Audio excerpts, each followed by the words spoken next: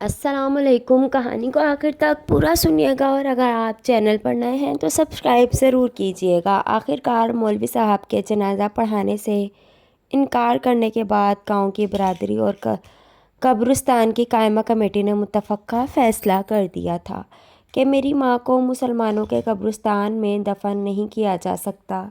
میں شرجیل احمد ہوں، میرا تعلق آزاد کشمیر سے ہے۔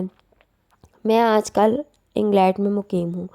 ہم 3 بہن بھائی ہیں، میری 2 بہنیں ہیں۔ ہم تینوں ماشاءاللہ سے حافظ قرآن ہیں۔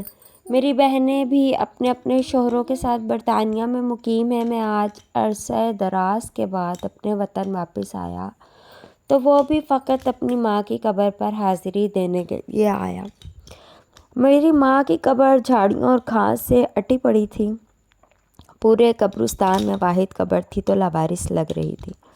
اور میری ماں کی قبر تھی۔ میں نے قبر پر اگی ہوئی جھاڑیوں کو اکھاڑ کر الگ کیا اور قریبی کھیتوں کے مالک سے اجازت لے کر تازہ مٹی قبر پر ڈالی اور پانی کا چھڑکاؤ کیا اور قرآن پاک کی تلاوت کرنے لگا۔ جب تلاوت کر چکا تو دعائے مغفرت کے لیے ہاتھ اٹھائے، اور ہاتھ اٹھاتے ہی میرا ماضی میرے سامنے ایک فلم کی طرح چلنے لگا، اور میں سوچنے لگا کہ کاش قبر میں موجود عورت واقعی مجھے جنم دینے والی میری سگی ماں ہوتی، مگر وہ میری سگی ماں نہیں، سگی خالہ تھی۔ البتہ تھی سگی ماں سے بڑھ کر۔ جب ہم تینوں بہن بھائی محض 4 سال سے بھی کم عمر کے تھے تو ہماری سگی ماں ہمارے باپ کے ساتھ ہمیں چھوڑ کر اپنے محبوب کے ساتھ محبت کی شادی رچا کر چلی گئی۔ جب جنم دینے والی ماں نے ترس نہ کھایا تو باپ سے بھلا کیسے امید رکھ سکتے تھے؟ باپ نے بھی ہمیں ہمارے ننیال کے حوالے کر دیا اور صاف کہہ دیا کہ ہم اس کا خون نہیں۔ میری نانی کا پہلے ہی انتقال ہو چکا تھا، اور میری ماں کے اتنے بڑا قدم اٹھانے کے بعد نانا بھی بستر سے جا لگے، اور پھر ایک دن ہمیں اللہ اور ہماری خالہ کے حوالے کر کے خالق حقیقی سے جا ملے۔ میری نانا کی موت کے بعد خالہ نے ہماری کفالت کی ذمہ داری لے لی۔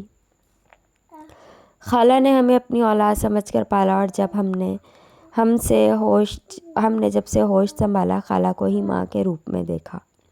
اور خالہ کی موت کے بعد ہم پر یہ راز آیا ہوا کہ مرنے والی عورت ہماری سگی ماں نہیں بلکہ خالہ تھی، لہٰذا میں اور میری بہنیں خالہ کو ہی ماں کہتے ہیں، مگر قائرین کرام کی آسانی کے لیے کہانی میں خالہ کے کردار کو خالہ ہی لکھیں گے۔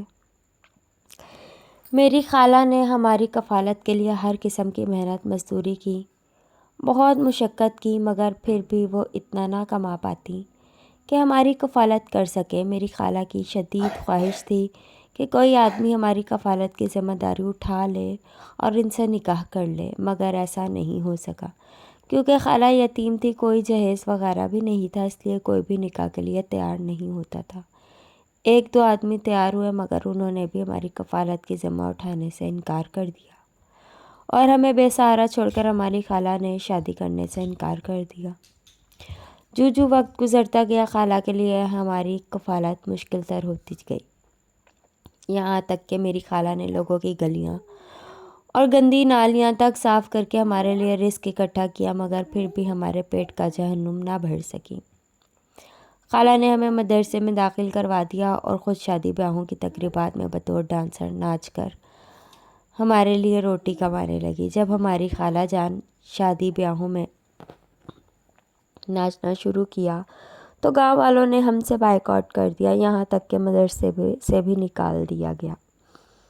تو خالہ نے ہمیں غریبی گاؤں میں موجود ایک دوسرے مدرسے میں داخل کروا دیا، جہاں ایک انتہائی اچھے رحمدل اور بڑی عمر کے استاد نے ہم تینوں بہن بھائیوں کو رات مدرسے میں رہنے کی اجازت بھی دے دی۔ خالہ رات کو دیر سے گھر آتی اور صبح 9 بجے ہمیں مدرسے سے گھر لے آتی۔ شام کو 4 بجے جب خالہ فنکشن کے لیے نکلتی تو ہمیں مدرسے میں چھوڑ کر چلی جاتی۔ ہم بہن بھائیوں نے ابھی شاید آدھا قرآن پاک بھی حفظ نہیں کیا تھا کہ ایک دن پتہ چلا شادی کے کسی فنکشن پر چند نشے میں دھت اوباش لوگوں نے میری خالہ کی عزت پامال کر دی ہے۔ میری خالہ نے پولیس میں رپورٹ درج کرانے کی کوشش کی تو پولیس آفیسر نے یہ کہتے ہوئے رپورٹ درج کرنے سے انکار کر دیا کہ کنجریوں کی کوئی عزت نہیں ہوتی، اور کہکا لگا کر اپنے جونیئر کو کہنے لگا، او فیکے، اگر اس جیسی کنجریوں کی عزت لٹنے کی رپورٹیں درج کرنے لگے تو تھانے میں بیٹھنے کی تو جگہ ہی نہیں ملے گی، بس ہر جگہ FIR درخواستیں ہی پڑی ملیں گی۔ اور پھر پورا عملہ کہکا لگا کر ہنسنے لگا۔ عزت پامال ہو جانے کے بعد پولیس والوں کے ہاتھوں کی گئی تذلیل میری خالہ برداشت نہیں کر سکی، اور گھر آ کر ایک خط اور ساری جمع پونجی ہمارے مدرسے کے استاد محترم کو دینے کے بعد ہمیں ان کے حوالے کیا، اور گھر آ کر خود کو آگ لگا کر خودکشی کر لی۔ خودکشی کر لینے کے بعد میری خالہ کو ہمارے گاؤں والوں نے اپنے قبرستان میں دفن کرنے سے منع کر دیا، یہاں تک کہ مولوی صاحب نے جنازہ پڑھانے اور باقی لوگوں نے پڑھنے سے انکار کر دیا، تو مجبوراً ہمارے مدرسے کے استاد صاحب نے اپنی بیگم کے ذریعے ہماری خالہ کو غسل کے بعد کفن پہنایا، اور پھر اپنے چند قریبی رشتہ داروں اور دوستوں کے ساتھ خالہ جان کا جنازہ پڑھایا اور قبرستان کے قریب زمین خرید کر دفن کر دیا۔ اس کے بعد انہوں نے ہماری ذمہ داری اٹھا لی، ہمیں حفظ کروا کر عالم کے کورسز کروا، اور پھر اپنے ایک جاننے والے کے ذریعے مجھے برطانیہ بھجوا دیا۔ یہاں میں آج بھی ایک مسجد میں امام ہوں۔ میری بہنوں کی شادی بھی مناسب فیملیز میں کروا دی۔ میری بہنیں برطانیہ میں مقیم ہیں۔ ہماری خالہ نے اپنی ساری جمع پونجی ہمارے استاد محترم کو دے دی تھی تاکہ وہ ہمیں بہتر تعلیم دلوا سکیں۔ میری خالہ کی طرف سے ہمارے لیے لکھے گئے خط میں فقط چند فقرے لکھے تھے کہ بیٹا، مجھے پتہ ہے تم لوگ ہوش سنبھالو گے، میں تمہارے لیے ماں نہیں گالی بن چکی ہوں، مگر میری شدید خواہش ہے کبھی بھی تم لوگوں کو یاد آؤں تو میرے لیے مغفرت کی دعا کرنا۔ اور آخری لائن خاص کر میری بہنوں کے نام تھی کہ میری پیاری بیٹیوں، یاد رکھنا مذہب سے کبھی دور نہ جانا، مذہب سے دوری عذاب ہے، دنیا میں بھی آخرت میں بھی۔ یہ ساری باتیں سوچ کر میں اتنا رویا کہ میری داڑھی آنسوؤں سے تر ہو گئی۔ جب آنکھوں سے آنسو ختم ہو گئے تو اٹھ کر اپنی انگلی منزل کی جانب چل دیا۔ میری ماں نے بھی جس سے محبت کی شادی کی تھی 2 سال رکھنے کے بعد اس نے بھی طلاق دے دی۔ پھر نوبت یہاں تک پہنچی کہ میری ماں مانگنے پر مجبور ہو گئی، اور میری ماں لوگوں سے مانگ کر گزارا کرنے لگی۔ آج میری ماں اپنے کیا پر بہت شرمندہ ہے۔ مجھے ایک دوست نے بتایا ہے کہ آج وہ ایک اولڈ ہوم میں رہ رہی ہے، اور میں یہاں سے سیدھا اپنی ماں کے پاس جاؤں گا اور اسے اپنے ساتھ لے جاؤں گا۔ میں نے یہ سوچ کر ماں کو معاف کر دیا کہ ہو سکتا ہے میرا یہ عمل اللہ تعالیٰ کو پسند آ جائے۔ میں آخر بس اتنا کہنا چاہتا ہوں کہ پلیز آپ بھی خالہ کے لیے دعا کریں کہ اللہ انہیں جنت میں اعلیٰ سے اعلیٰ مقام عطا فرمائے، آمین۔ سٹوری اچھی لگے تو میرے چینل کو ضرور سبسکرائب کریں، بیل آئیکن کو پریس کریں۔